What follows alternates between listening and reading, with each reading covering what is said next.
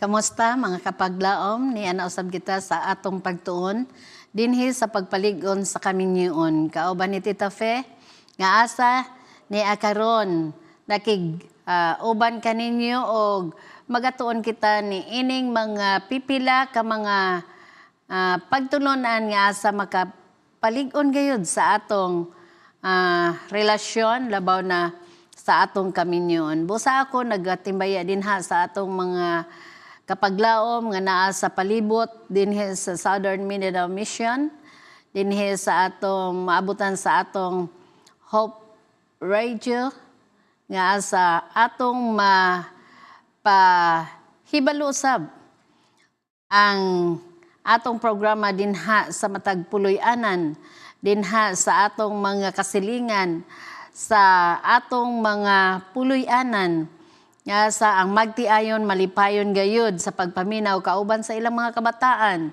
dinha sa 𝙇𝙄𝙑𝙀, dinha sa San Vicente, sa Conil, dinha sa nursery sa atong palibot no, di San Isidro nga mga nagapaminaw nato nga mga kapaglaom, dinha usab sa Maasim no, daghan po dinha og dinhi sa Alabel, dinha sa atong palibot nga nagahulat gayud ni ining atong programa. Busa pasensya ra gyud ta kay murag na late ta tungod sa mga kakulian nga gyud nato malikayan. Apan pasalamat ta sa Ginoo nga sa gihapon kita iyang gihatagan og panahon nga kini ato matun-an og makahatag kanato og mga ideya alang sa atong pagpalig-on sa atong Kaminyuon. Busa sa pagsugod, ako tamo imbitahon alang sa pagampo. Magampo kita gamhanan nga Dios nga naa sa kahitasan sa mga langit. Nining taknaa kami nagaduol diha kanimo sa pagpasalamat tungod sa imo dakong gugma kanamo. Nga asa kami karon magasugod na usab sa mga pagtulon-an ining pagpalig-on sa Kaminyuon. Nga asa kini makatabang kanamo sa among relasyon diha kanimo ug sa matag usa labaw na sa among mga kapika sa kinabuhi o sa tibok panimalay. Ikaw magahatag kanamo og kaalam nga langit nun, danagi ang among mga hunahuna nga asa kini among madawat nga malipayon og among aplikar gayud sa among pagkinabuhi. Labaw sa tanan nga kami magmalipayon sa tanang panahon. Kini tanan among gisalig og itugyan sa ngalan ni Jesus. Amen. Kamusta mo mga kapaglaom? Busa kini na atay bag-ong pagtulunan nga asa nagaingon becoming intimate allies. Unsa ba ang atong relasyon? Malig-on ba dinha sa atong puloy-anan labaw na sa magtiayon asawa ug bana? Nay usa ka quotation sa usa ka unknown author nga nagaingon, getting married is easy. Dali na ba di? Okay, staying married is more difficult. Staying happily married for a lifetime would be considered among the fine arts. Tinuod ba na? Nagaingon dinhi, it does not mean nga kita mahimo pa nga malamon gyud, mahimong genius nga kini atong ma-accept ang reality sa sitwasyon sa atong panahon karon, sa atong mga relasyon dinha sa atong mga kapika sa kinabuhi. Apan kung atong tan-awon kini usa ka simple nga atong pagadawaton nga makita nato dinha sa atong palibot, tan-aw nato sa mga atong palibot o bisan pa sa mga tawo nga atong mahibalag adlaw-adlaw. Kini tinuod gayud tungod kay bisag kita nagminyo na sa dugay ng panahon. Bisag nagminyo ta sa pipila pa lang ka mga bulan. Nagaingon dinhi nga marriage is really a challenging one. Kay samtang kadugay ang inyong relasyon, lahi-lahi na pud nga mga challenges nga atong mamet. Di ba? So, mao kana mga kapaglaom. So, how do you develop and maintain an intimate relationship with your spouse? And how do you become allies? Unsa nato ipalambo ang o mamaintenar ang atong relasyon nga mag-asawa nga kini naay paghiusa namoy kining body gihud no o mahimo nga usa ka madinaogon na ang atong manunulat si Ellen G. White nga siya usa ka prolific Christian writer of the 19th and early century. Nagaingon siya, however carefully and wisely marriage may be entered into, few couples are completely united when the marriage ceremony is performed. Bisag unsa kuno ka pag-amping nato o maalamon nga minyo nga sa atong giapilan apan pipila lamang ka mga magtiayon nga complete gyud ang ilang paghiusa o kini mahimo nga after sa inyong ceremony, after sa inyong Kaminyuon, after sa inyong kasal, kini nga relasyon mga kapaglaom, mahimo nga gamay ra gyud ang makahimo niini nga kompleto nga united gyud, no? Okay. So, mao kana ang atong tan-awon nga asa bisag tinuod nagaingon dinhi ang the real union of the two in wedlock is the work of the after years.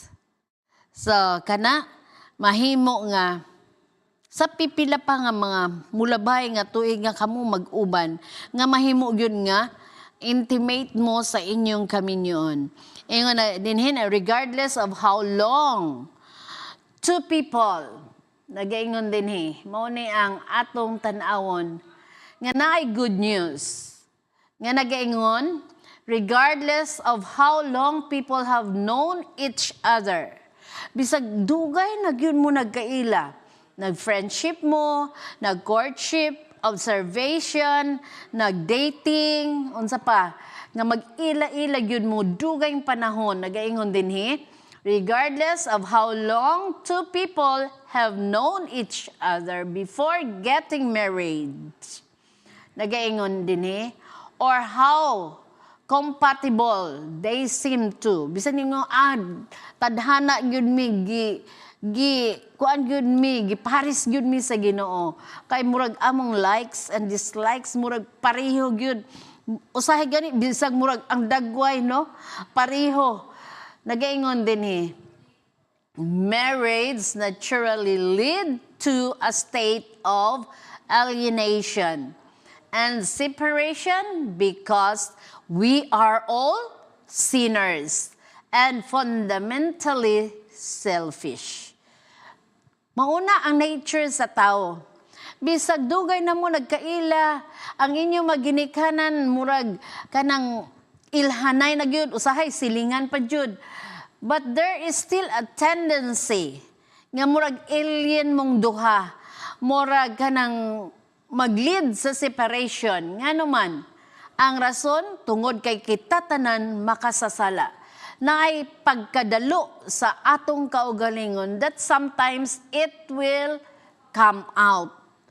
Lalo na kung unsa, kanang layo kaayo ang atong status o kining atong mga daghan nga mga rason nga murag layo ra gyud ang inyong mga similarities. Usahay makita nato nga ang magtiayon kanang murag wala gatag na day, lalo na kung naa sa publiko, no? Murag di sila minyo. Murag alien silang duha. Apan mga kapaglaom, kini na ay good news. The good news is that husbands and wives can become intimate allies. Pero ba na, sa atong mabuluhaton, nagtinabangay bata, kanang naghiusa bata. Pasig ang usta, sige, kanang cellphone ra, pero ang isa grabe ng trabaho. Nabay paghiusa, nabay allies, nabay kining pagtinabangay dinha sa puloy-anan. That this is the good news. Nga bisag naay mga big gaps dinha. Gikinahanglan na nga wag tangon tungod kay naay unsa intimate allies dinha sa inyo nga mga magtiayon. Nindot kaayo, no? So mo ni gikinahanglan nga atong tan-awon nga atong puloy-anan kinahanglan nga unsa naay paghiusa sa tanang panahon. Dili lang kay sa gusto nato. Kung dili nato gusto to anasad di na masugo or di na makakita sa trabaho, di na nga nagkalison na ang asawa sa balay, di na maato ang mga trabaho, ang bana tanaw TV or unsa din na sig cellphone. Makita nato nga there is an intimate allies between husband and wives kung naa sila'y unsa coordination or naa sila'y paghiusag yun, no? Naa sila'y complementing each other na ganyan, no? So mao ni ang nindot good news nga bisag na atay tawhanon nga mga pagbati or mga dili kanang undesirable nga mga pamatasan nga mahimo nga mailyenta sa matag usa. And that sometimes will lead to separation, pero naay solusyon nga gihatag ka nato nga kita naalang gyud-untay intimate allies sa matag usa, no? Kanang ang magtiayon yun. Maugi una nga maatong makita nga they are intimate or they are intimate allies. Naghiusa. Okay. Nagaingon din our marriage can grow. Tinuod ba nga ang inyong Kaminyuon nagatubo adlaw-adlaw or tinuig ra ang pagtubo kada birthday ra? Murag pareha sa atong edad ba nga kada tuig ra magtubo ang atong edad. But nagaingon din our marriage can grow. We have choices, di ba? Kanang moingon ka, halimbawa kung na birthday sa imong partner, I will make a surprise for her or for him. It will make your marriage grow, di ba? Kaya nahinumduman nimo ang iyang birthday, malipay siya, then kanang hug adlaw-adlaw, no? Nindot po na makapatubo na sa unsa inyong Kaminyuon. Also with special days nga imong mahinumduman, imong mahatagan og appreciation ang imong kapika sa kinabuhi. That is one way nga ang inyong Kaminyuon mutubo. Kay dili lang kay sa panahon ni adtong nangulitaw pa, katong nag-date pa mo tong una, nagtubo ang inyong paghigugma nga nakaabot jud mo sa Kaminyuon. Dili lang kay ni adtong panahon nato buhaton, apan hangtod karon. Kinahanglan nato nga buhaton sa matag usa dinha sa atong kapika sa kinabuhi aron mutubo ang atong sa paghigugma. Ang atong Kaminyuon mutubo, dili lang kay kamustahon ganita, parehara gihapon ni atong, kamusta naman mo ni kuan, brother na sister? Maura gihapon, wag yun nitubo, mauna, no? So, ang atong Kaminyuon mutubo because we have choices. Na tayo pagpili, adlaw-adlaw na tayo pagpili. Kung kita ba, ato ba ihag ang atong asawa o dili? Usa na sa mga pagpili nato sa pagpatubo sa atong Kaminyuon. Tabangan ba nato ang atong asawa o dili? Sa mga trabaho din na, bisag sa ginagmayra. Makuha-kuhaan ang trabaho sa atong asawa. That is one way of growing our relationship, our marriage. Depende sa atong pagpili mga kapaglaom. Mga asawag ba na? So, kita, depende na sa atong pagpatubo sa atong Kaminyuon, nag-ingon ganiha nga, ang to stay our marriage happily, depende na sa atong fine arts, no? Sa atong fine arts, nga unsa ang diskarte nato, nga atong pilion, sa pagpalambo sa atong Kaminyuon, sa pagpalig-on sa atong Kaminyuon, mao na. We have our choices. We can learn to live with what is wrong, which ultimately leads to contempt, resentment, and isolation. Or we can fight to have a great marriage. So mauna, nagakahitabo na sa atong relasyon. Unsa ba atong pilion nga dinha sa atong pagkinabuhi? Nga naay mali, maka-learn ta.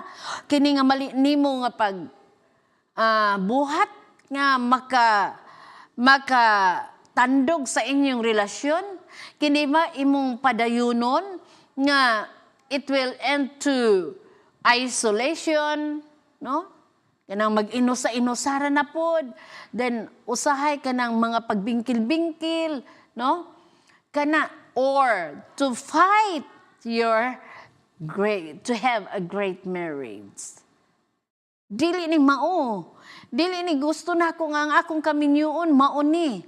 I want to choose this kind of marriage nga malipayon, kinahanglan mo makighiusag gyud ko sa akong bana sa akong asawa sa mga desisyon ug unsa man nga mga suggestion that will come out to a good one. Dili kay mag-end sa mga resentment, sa mga isolation or contempt. How to have a great marriage?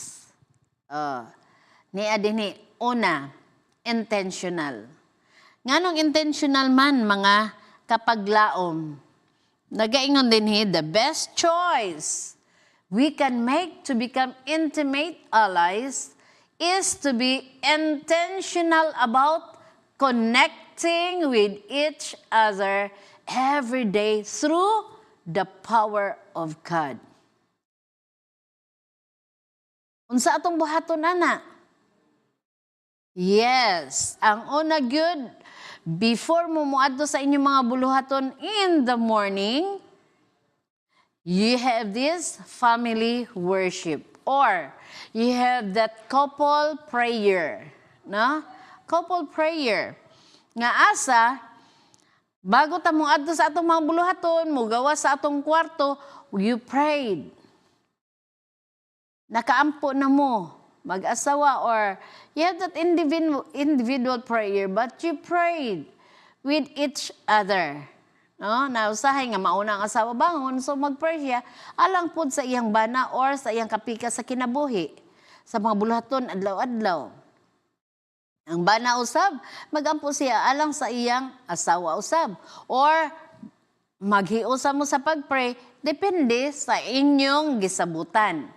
So, you have that intentional connection with each other every day through the power of God. Walay makalabaw sa gahom sa Ginoo sa paghiusa sa pagpalig-on sa Kaminyuon. Mga kapaglaom, kung atong malimtan ka na, sa pag-ampo nga kini mangayo tagahom sa Ginoo, nga ang atong relasyon mag-asawa mahimo gayud nga intimate, na ikalig-on, intimate allies, yun mong duha. Naay dakong posibilidad nga kana mahimo na lang normal nga bisag wa mo nagtagdanay, manormal na lang dinha sa inyong puloy-anan, that will lead to separation. Kanang mga butang nga atong usahay pabayaan nga that is so important to your relationship. Usahay mapabayaan nato then mahimo nga wala tay kusog, wala tay ikasagubang sa mga pagsulay dinha sa atong Kaminyuon. So, your connection with each other must be intentional. Dili lang kay, unya na ni ang akong asawa, kato sa ang akong mga barkada akong tiksan, muasan mi, ana. Ang asawa to sa balay, nagulat kung unsa bang mga panghitabo, basig, moabot sa opisina, o magkuanta, no? Mag-connecta sa atong asawa, kanang connect with each other every day, every time. Dili man kay ginamonitor ta, but the concern sa atong kapika sa kinabuhi na agyud through the power of God. Pinaagi sa gahom sa atong Diyos. Nindot kaayo, no? O gani, mao ka na ang nindot nga mga butang. Nagaingon din nga we need to trust Him. We need to trust God to give us the desire and the strength to develop the kindness and patience necessary for a great marriage. Walay laing makahatag ana ang Ginoo ra gyud. And then after all, the New Testament tells us in Matthew 19:26, with men this is impossible, but with God nothing is impossible. Mahimo gayud sa Ginoo ang atong malipayong Kaminyuon when we ask God and do what is right to have that goal. Nga kana nga goal nato maunsa man makamit gyud sa mag-asawa. Then, mutuo gyud ta nga walay imposible diha sa Ginoo. Yes, first is intentional connection with each other every day through the power of God. And number two, naked. Unsa maning naked? Nagaingon din looking farther at a biblical definition of intimacy. The closeness we are talking about in the Old Testament, in Genesis 2:25, moingon ta nga, and they were both naked, the man and his wife, and were not ashamed. This is much more. Mas labaw pa kini nga ginasulti mga kapaglaom sa physical nakedness sa mag-asawa, kini labaw pa ni ana because it is emotional, financial, and spiritual and intellectual nakedness. Unsang pasabot ni ana mga kapaglaom? Being intimate allies. Kay kita nahiusa namang yun nga banag asawa to individuals. Nahiusa na sa Kaminyuon. Wala na'y lipod sa tua. Then nagaingon din It means being so emotionally, intellectually, financially, spiritually connected with your spouse. Ganihan, no? Intentional connection with each other. So this nakedness is also connection with not only in physical but also in your financial. Diba? Mausa na ang inyong income, inyong sabutan, unsaon ning magasto nato sa husto, then unsa ang mga paadtuan ani. That is what? Naked.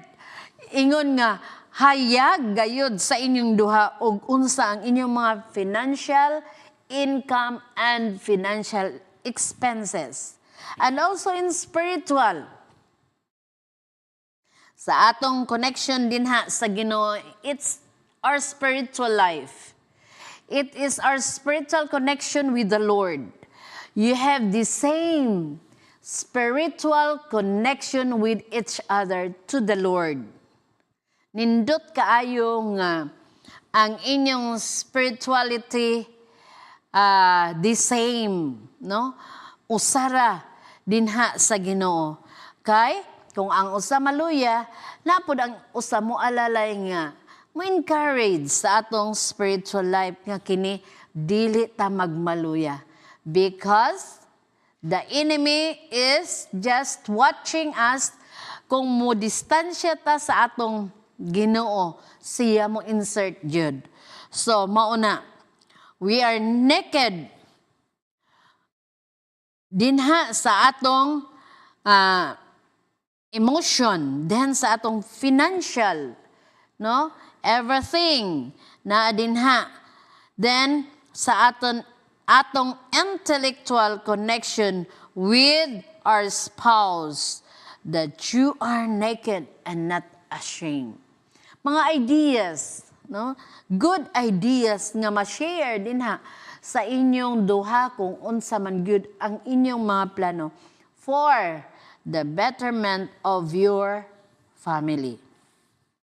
And then again dinhi nga this concept of naked and not ashamed, no?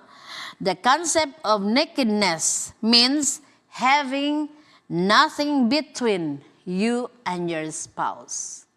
Walay taguanay, no? Walay sekretuhay, but all is naked. Physically, emotionally, financially, spiritually, and intellectually. So being emotionally and financially and spiritually and intellectually naked means you have nothing to hide from your spouse because you are transparent with each other. Kinahanglan transparency. So such transparency can come only when you have developed a relationship. Unsa ang na-develop nga relationship? Relationship of trust between husband and wife. Then, kana makahatag og unsa pagsalig sa usag-usa, then you have that allies, no? That allies of nakedness. Meanwhile, a high level of trust happens only when you both prove trustworthy. Okay, nindot kaayo, no? Nga kana atong mahibaluan gayud nga mahimo di ay nga bisag naay mga tendencies nga naay mga separation or alienations with each other, apan ang solusyon ni ana mao ang naatay trustworthy, no? Sa matag usa sa asawa ug bana nga asa kini magbuhat nga makahimo kamo og intimate allies to support your family nga kini malipayon ang inyong relasyon aron magmalig-on ang inyong Kaminyuon. So, number 2 pa lang jud ta mga kapaglaom. So, I hope nga kini nga gamay nato nga pagtuon ato usab ni madugangan sa sunod. Because we will tackle all this. Number 3 is 1. No? 1. God's intention for marriage can be found in Matthew 9:10 verse 6. Nagaingon, so then they are no longer two, but one flesh. Therefore, what God has joined together, let no man put asunder. Let no man separates. So, mauni ang atong gunitan gayod nga once we are married na nagkapakigsaan na ta sa atong Kaminyuon. We will hold this text in Matthew 19 verse 6 nga nagaingon nga ang gihiusa sa Ginoo walay makabulag ni ana, walay makaseparate, walay hilayo sa matag usa because they are now one. So oneness the Bible is speaking about in the passage in Genesis is truly a mystery. Why? Because two individuals, husband or a man and a woman, will become one. No, will become one. They will join together to form a new identity. Unsa nilang identity? They are now married. No, they are not single. Mo na sa ilang status. Kung mag-apply unsa pangutanon or unsa din na, are you married or single? You are not anymore single, but you are now married. Your identity is now married because you have now what?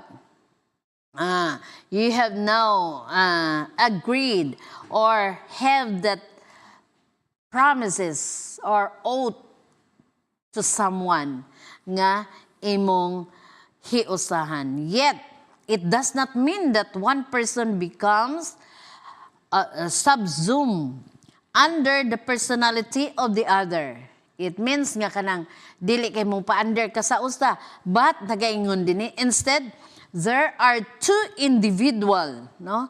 Two distinct persons with their own individuality na ay person yun nga usa ka babae o usa ka lalaki nga unsa naghiusa nga sila mahimong usa. Unsa nilang mga paghiusa? Their likes and dislikes, then their individual mga gikinahanglan, no? Who have chosen to become one. Sila, nagpili nga sila, hiusahon diha sa salag sa Kaminyuon. So, when one of them hurts, unsang mahitabo sad? Dinha usab, ang kapares, masaktan usab, masakitan. Kung ang imong bana nasakitan, alangan po nga ikaw asawa, magkatawa ka. Dili po. So, when you are intimately allies, kung unsa ang na-feel sa asawa, maupo na ang feeling sa unsa? Sa bana. So, nagaingon din when one of them is happy, duha mo, magmalipayon. Ayaw yung na nga, nasukoy mo asawa, ang imong, nagkatawa-katawa rahin noon, di ba malagot ka, dugang imong kalagot. Pero, nagaingon din you have that intimate allies. When you are together, o kamo naghiusa, that one feels this one, when she is hurt, then ang bana usab masakitan. Kung nalipay ang asawa, malipay pud ang bana. They have chosen to become intimate allies. Sa mga kapaglaom, mao kini ang kanindot sa Kaminyuon. Dili nato hatagan og dakong pagtagad ang mga kalisod, ang mga hardships sa atong kinabuhi. ang mga kagulanan sa atong kinabuhi. But we will focus on the good thing to make our marriage happy. So, dinha sa taon taman mga kapaglaom, ako nang hinaot nga naatay nakuha. Bisa ginagmay lang sa atong pagtuon. But then, atong i-apply sa atong kinabuhi. We will grow. Our marriage will grow and we will become happy. And then, makaingon ta nga, kining atong Kaminyuon, magmalig-on gayon. So, ang Diyos magpanalangin kanatong tanan, nining taknaa, kini kauban si Tita Fe, nga nagaingon, hangtod sa sunod. Mupadayon ta sa atong pagtuon. Busa, nining taknaa, ako tamog imbita. Mag-ampo ta alang sa pagtapos. Gamhanan nga Diyos, nga naasa kita saan sa mga langit, dako among kalipay ug pagpasalamat diha kanimo sa mga pagtulunan nga amon nadungog karon, nga kini makatabang gayud sa among Kaminyuon nga mahimong magmalig-on. Tabangi kami nga mahimong maghiusa sa tanang panahon. Dili lamang sa mga pamaagi nga asa sa among maarangan apan nagahangyo kami sa imong gahom nga kami imong tabagan nga kami magmaliphayon sa among Kaminyuon o kini mahimong magmalig-on hangtod sa imong pagbalik nga walay makabulag niini, walay makaseparate ani apan kami nahiusa dinha sa gahom sa imong gugma. Salamat Ginoo sa imong kaayo. Pasaylo kami sa among mga sala kay kinitanan among gisalig ug gitugyan sa ngalan ni Jesus. Amen.